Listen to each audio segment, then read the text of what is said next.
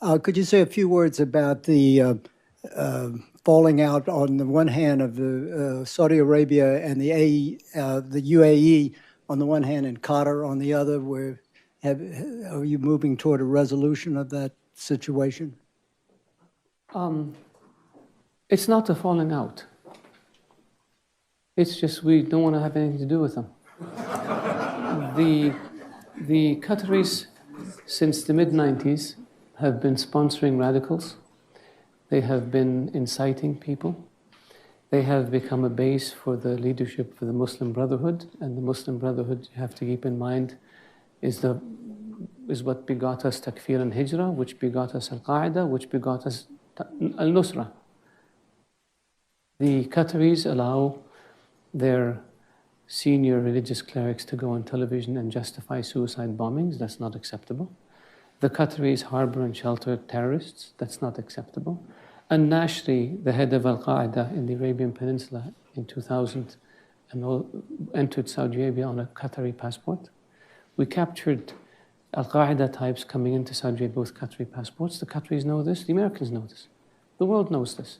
The Qataris are funding dissidents in the Emirates and Bahrain and Saudi Arabia and in Kuwait in order to cause problems for those governments and to create instability.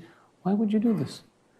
The Qataris pay ransom to terrorist groups, including $500 million to Hezbollah in Iraq, $50 million to Qasem Soleimani, according to text messages between the Qatari ambassador in Iraq and the foreign minister of Iraq, including I don't know how much to Hezbollah in Lebanon. Is that acceptable?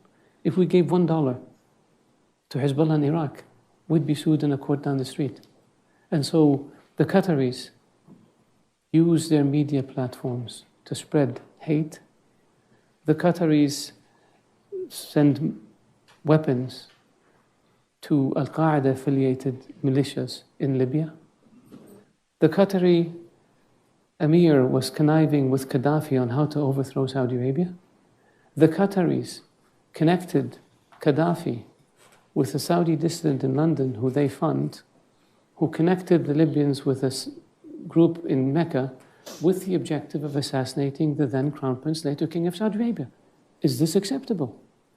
We have phone conversation that the Libyans gave us after they overthrew Gaddafi, where the then Emir of Qatar is telling Gaddafi how he's recruiting princes and tribal leaders and military officers and members of the royal family to cause mischief and destabilize Saudi Arabia, and predicted that within 10 years there would be no royal family in Saudi Arabia. Is this acceptable?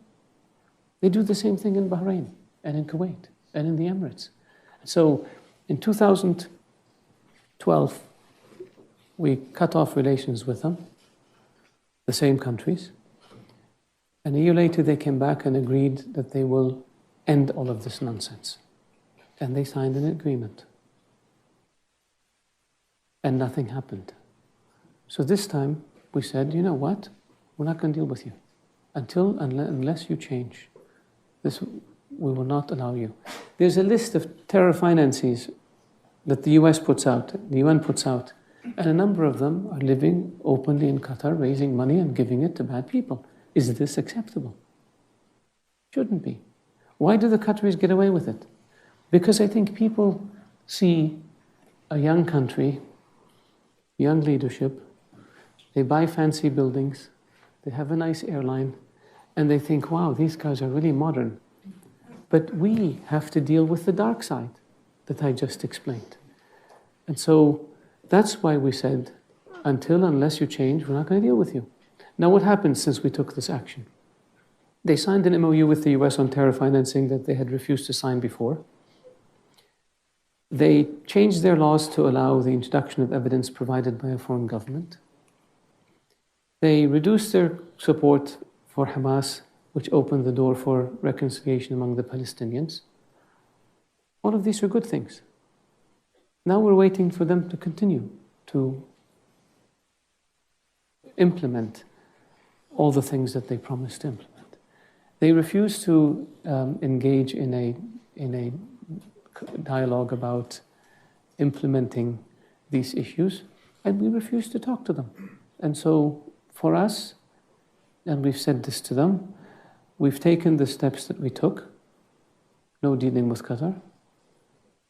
You can't overfly airspace. You can't import things from our market.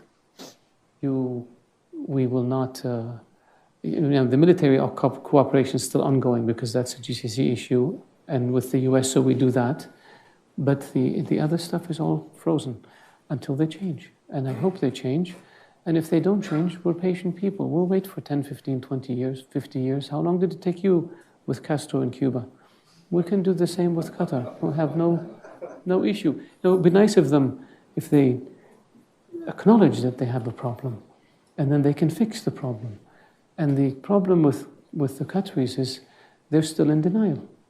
And we need to move them from denial to introspection so they can fix the problem. We have no hostility towards Qatar. We just vehemently oppose their behavior, which is very dangerous to us and has endangered our citizens and has endangered our security. And that's why we took the steps we took.